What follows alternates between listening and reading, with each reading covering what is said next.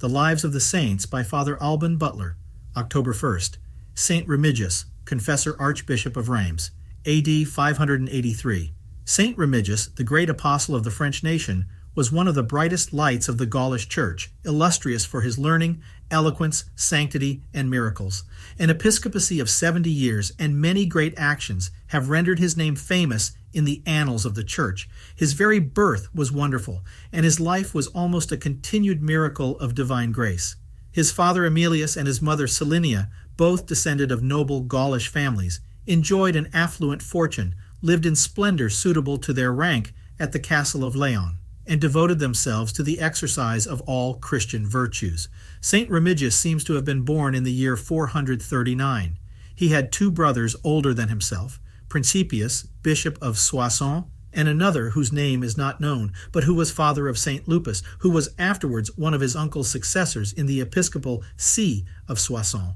A hermit named Montanus foretold the birth of our saint to his mother, and the pious parents had a special care of his education, looked upon him as a child blessed by heaven, and were careful to put him into the best hands. His nurse Balsamia is reckoned among the saints and is honored at Rheims in a collegiate church which bears her name. She had a son called Celsin, who was afterwards a disciple of our saint, and is known at Leon by the name of Saint Susan. Saint Remigius had an excellent genius, made great progress in learning, and in the opinion of Saint Apollinaris Sidonius, who was acquainted with him in the earlier part of his life, he became the most eloquent person in that age. One, he was remarkable from his youth for his extraordinary devotion and piety, and for the severity of his morals. A secret apartment in which he spent a great part of his time in close retirement in the castle of Leon while he lived there was standing in the 9th century, and was visited with devout veneration when Hincmar wrote, "Our saint, earnestly thirsting after greater solitude and the means of a more sublime perfection, left his father's house and made choice of a retired abode, where, having only God for witness, he abandoned himself to the fervor of his zeal in fasting, watching, and prayer.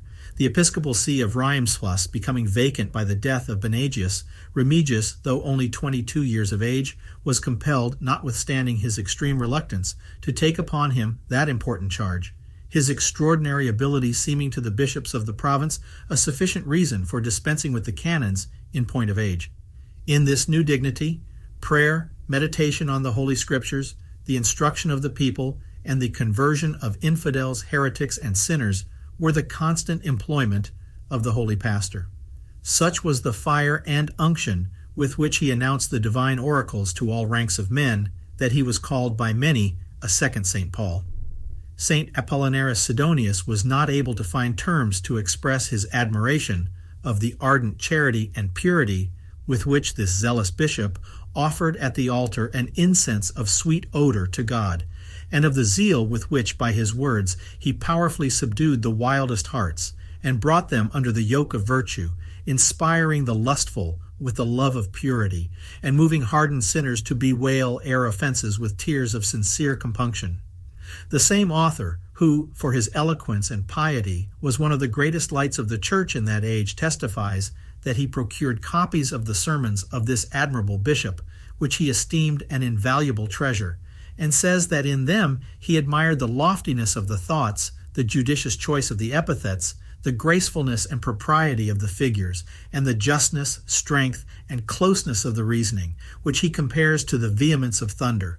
The words flowed like a gentle river, but every part in each discourse was so naturally connected, and the style so even and smooth, that the whole carried with it an irresistible force. The delicacy and beauty of the thoughts and expression were at the same time enchanting, this being so smooth that it might be compared to the smoothest ice or crystal upon which a nail runs without meeting with the least rub or unevenness. Another main excellency of these sermons consisted in the sublimity of the divine maxims which they contained, and the unction and sincere piety with which they were delivered. But the holy bishop's sermons and zealous labors derived their greatest force from the sanctity of his life, which was supported by an extraordinary gift of miracles.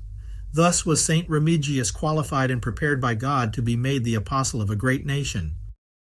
The Gauls, who had formerly extended their conquests by large colonies in Asia, had subdued a great part of Italy, and brought Rome itself to the very brink of utter destruction, were at length reduced under the Roman yoke by Julius Caesar, 50 years before the Christian era. It was the custom of those proud conquerors, as St. Augustine observes, to impose the law of their own language upon the nations which they subdued. After Gaul had been for the space of about 500 years one of the richest and most powerful provinces of the Roman Empire, it fell into the hands of the French. But these new masters, far from extirpating or expelling the old Roman or Gaulish inhabitants, became, by a coalition with them, one people, and took up their language and manners. Clovis, at his accession to the crown, was only 15 years old. He became the greatest conqueror of his age and is justly styled the founder of the French monarchy. Even while he was a pagan, he treated the Christians, especially the bishops, very well, spared the churches, and honored holy men, particularly St. Remigius, to whom he caused one of the vessels of his church, which a soldier had taken away, to be returned, and because the man made some demur, slew him with his own hand. St. Clotildis, whom he married in 493, earnestly endeavored to persuade him to embrace the faith of Christ. The first fruit of their marriage was a son, who, by the mother's procurement, was baptized and called Ingomer. This child died during the time of his wearing the white habit, within the first week after his baptism. Clovis harshly reproached Clotildis and said, "If he had been consecrated in the name of my gods, he had not died, but having been baptized in the name of yours, he could not live." The queen answered, "I thank God, who has thought me worthy of bearing a child whom he has called to his kingdom." She had afterwards another son, whom she procured to be baptized, and who was named Clodomir. He also fell sick, and the king said in great anger, "It could not be otherwise. He will die presently, in the same manner his brother did, having been baptized in the name of your Christ." God was pleased to put the good queen to this trial, but by her prayers this child recovered. She never ceased to exhort the king to forsake his idols and to acknowledge the true God, but he held out a long time against all her arguments, till, on the following occasion, God was pleased wonderfully to bring him to the confession of his holy name, and to dissipate that fear of the world which chiefly held him back so long, he being apprehensive lest his pagan subjects should take umbrage at such a change. The Suevi and Alemanni in Germany assembled a numerous and valiant army, and under the command of several kings passed the Rhine, hoping to dislodge their countrymen the Franks and obtain for themselves the glorious spoils of the Roman Empire in Gaul. Clovis marched to meet them near his frontiers, and one of the fiercest battles recorded in history was fought at Tolbiac. Some think that the situation of these German nations, the shortness of the march of Clovis, and the route which he took, point out the place of this battle to have been somewhere in Upper Alsace. But most modern historians agree that Tolbiac is the present Zulpich, situated in the Duchy of Juliers, 4 leagues from Cologne, between the Meuse and the Rhine, and this is demonstrated by the judicious and learned D'Anville. In this engagement the king had given the command of the infantry to his cousin Sigebert, fighting himself at the head of the cavalry.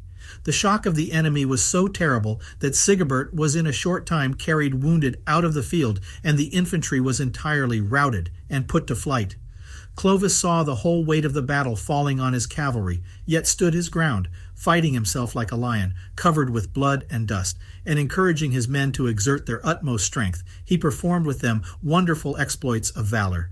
Notwithstanding these efforts, they were at length borne down, and began to flee and disperse themselves. Nor could they be rallied by the commands and entreaties of their king, who saw the battle upon which his empire depended quite desperate. Clotildis had said to him in taking leave, "My lord, you are going to conquest, but in order to be victorious, invoke the God of the Christians. He is the sole Lord of the universe, and is styled the God of armies. If you address yourself to him with confidence, nothing can resist you. Though your enemies were 100 against 1, you would triumph over them." The king called to mind these her words in his present extremity, and lifting up his eyes to heaven, said with tears, "O Christ, whom Clotildis invokes as Son of the living God, I implore thy succor. I have called upon my gods, and find they have no power. I therefore invoke thee. I believe in thee. Deliver me from my enemies, and I will be baptized in thy name." No sooner had he made this prayer than his scattered cavalry began to rally about his person. The battle was renewed with fresh vigor, and the chief king and generalissimo of the enemy being slain, the whole army threw down their arms and begged for quarter. Clovis granted them their lives and liberty upon condition that the country of the Suevi in Germany should pay him an annual tribute. He seems to have also subdued and imposed the same yoke upon the Boiarians, or Bavarius, for his successors gave that people their first princes or dukes, as Father Daniel shows at large.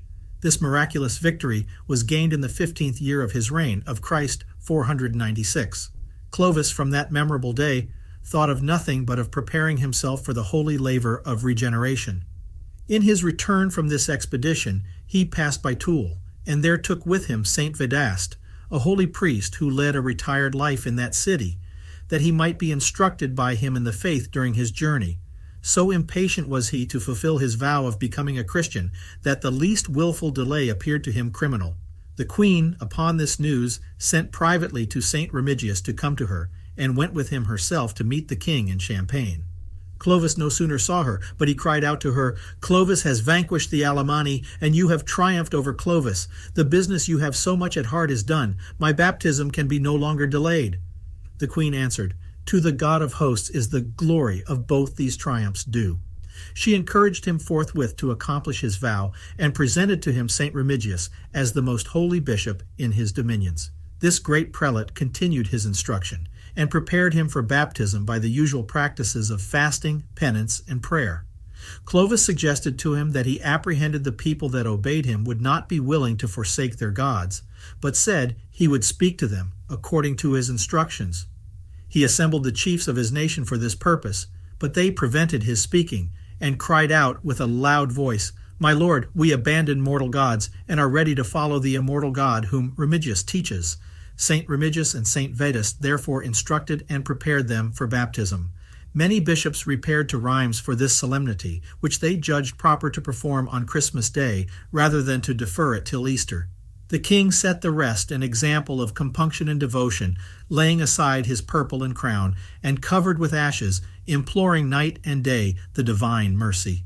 To give an external pomp to this sacred action, in order to strike the senses of a barbarous people, and impress a sensible awe and respect upon their minds, the good queen took care that the streets from the palace to the great church should be adorned with rich hangings, and that the church and baptistery should be lighted up with a great number of perfumed wax tapers and scented with exquisite odors. The catechumens marched in procession, carrying crosses and singing the litany. Saint Remigius conducted the king by the hand, followed by the queen and the people. Coming near the sacred font, the holy bishop, who had with great application softened the heart of this proud barbarian conqueror into sentiments of Christian meekness and humility, said to him, "Bow down your neck with meekness, great Sicambrian prince, adore what you have hitherto burnt, and burn what you have hitherto adored." Words which may be emphatically addressed to every penitent, to express the change of his heart and conduct, in renouncing the idols of his passions, and putting on the spirit of sincere Christian piety and humility.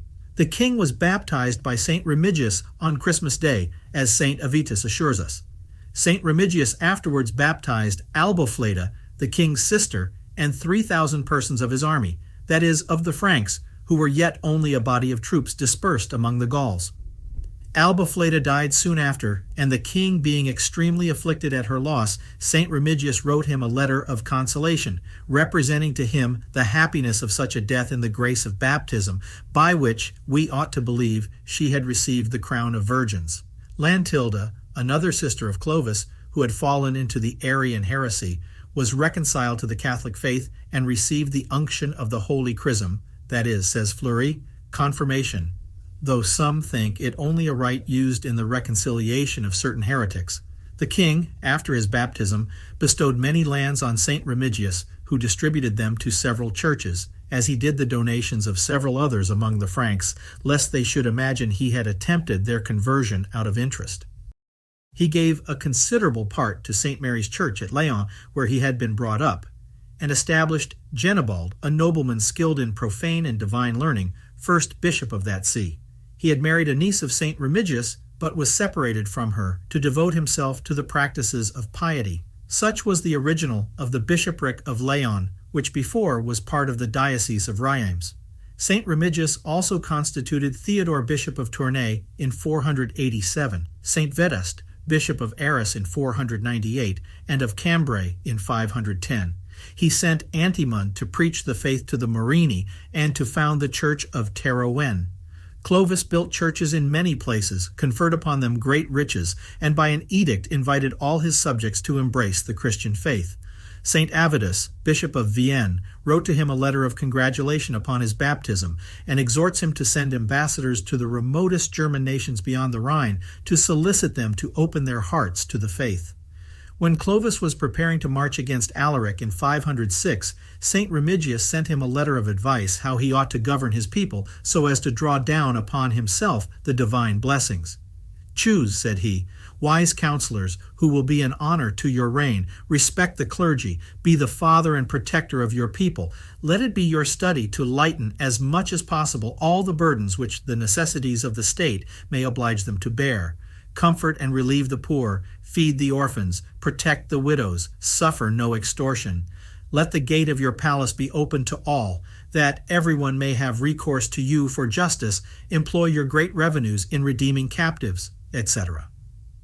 Clovis, after his victories over the Visigoths and the conquest of Toulouse, their capital in Gaul, sent a circular letter to all the bishops in his dominions, in which he allowed them to give liberty to any of the captives he had taken, but desired them only to make use of this privilege in favor of persons of whom they had some knowledge. Upon the news of these victories of Clovis, ever the Visigoths, Anastasius, the Eastern emperor, to court his alliance against the Goths, who had principally concurred to the extinction of the Western Empire, sent him the ornaments and titles of Patrician, Consul, and Augustus, from which time he was habited in purple, and styled himself Augustus.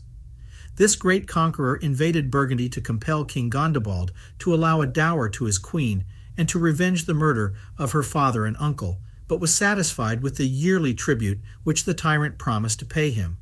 The perfidious Arian afterwards murdered his third brother, whereupon Clovis again attacked and vanquished him, but at the entreaty of Clotildus suffered him to reign tributary to him, and allowed his son Sigismund to ascend the throne after his death. Under the protection of this great monarch, St. Remigius wonderfully propagated the gospel of Christ by the conversion of a great part of the French nation, in which work God endowed him with an extraordinary gift of miracles, as we are assured not only by Hincmar, Flodoard, and all other historians who have mentioned him, but also by other incontestable monuments and authorities. Not to mention his testament, in which mention is made of his miracles, the bishops who were assembled in the celebrated conference that was held at Lyons against the Arians in his time, declared they were stirred up to exert their zeal in defense of the Catholic faith by the example of Remigius, who, say they, hath everywhere destroyed the altars of the idols by a multitude of miracles and signs. The chief among these prelates were Stephen, bishop of Lyons, St. Avitus of Vienne, his brother Apollinaris of Valence, and Eonius of Aries. They all went to wait upon Gondebald, the Arian king of the Burgundians, who was at Savigny, and entreated him to command his Arian bishops to hold a public conference with them. When he showed much unwillingness, they all prostrated themselves before him, and wept bitterly. The king was sensibly affected at the sight, and kindly raising them up, promised to give them an answer soon after. They went back to Lyons, and the king, returning thither the next day, told them their desire was granted. It was the eve of St. Justus, and the Catholic bishops passed the whole night in the church of that saint in devout prayer. The next day, at the hour appointed by the king, they repaired to his palace, and before him and many of his senators entered upon the disputation, St. Avitus speaking for the Catholics, and one Boniface for the Arians. The latter answered only by clamors and injurious language, treating the Catholics as worshippers of three gods. The issue of a second meeting some days after was the same with that of the first, and many Arians were converted. Gondebald himself, some time after, acknowledged to St. Avitus that he believed the Son and the Holy Ghost to be equal to the Father, and desired him to give him privately the unction of the Holy Chrism. St. Avitus said to him, "Our Lord declares, 'Whoever shall confess me before men, him will I confess before my Father.' You are a king, and have no persecution to fear, as the apostles had. You fear a sedition among the people, but ought not to cherish such a weakness. God does not love him, who for an earthly kingdom dares not confess him before the world." The king knew not what to answer, but never had the courage to make a public profession of the Catholic faith. Saint Remigius, by his zealous endeavors, promoted the Catholic interest in Burgundy and entirely crushed both idolatry and the Arian heresy in the French dominions. In a synod, he converted in his old age an Arian bishop who came thither to dispute against him. King Clovis died in 511. Saint Remigius survived him many years and died in the joint reign of his 4 sons on the 13th of January in the year 533, according to Rivet, and in the 94th year of his age, having been bishop above 70 years. The age before the eruption of the Franks had been of all others the most fruitful in great and learned men in Gaul, but studies were there at the lowest ebb from the time of Saint Remigius's death till they were revived in the reign of Charlemagne. The body of this holy archbishop was buried in St. Christopher's Church at Rheims and found incorrupt when it was taken up by Archbishop Hincmar in 852.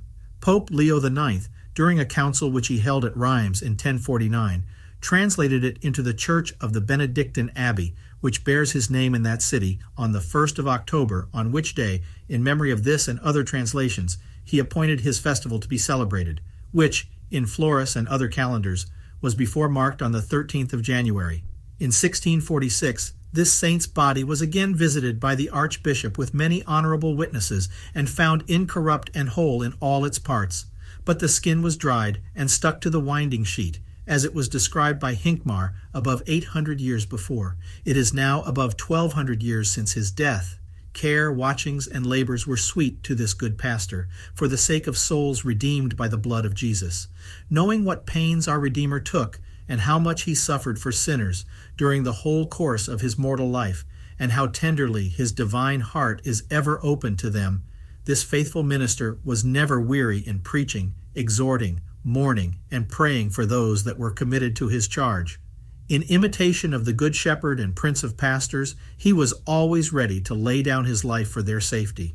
He bore them all in his heart and watched over them, always trembling lest any among them should perish, especially through his neglect, for he considered with what indefatigable rage the wolf watched continually to devour them, as all human endeavors are too weak to discover the wiles and repulse the assaults of the enemy. Without the divine light and strength, this succor he studied to obtain by humble supplications, and when he was not taken up in external service for his flock, he secretly poured forth his soul in devout prayer before God for himself and them.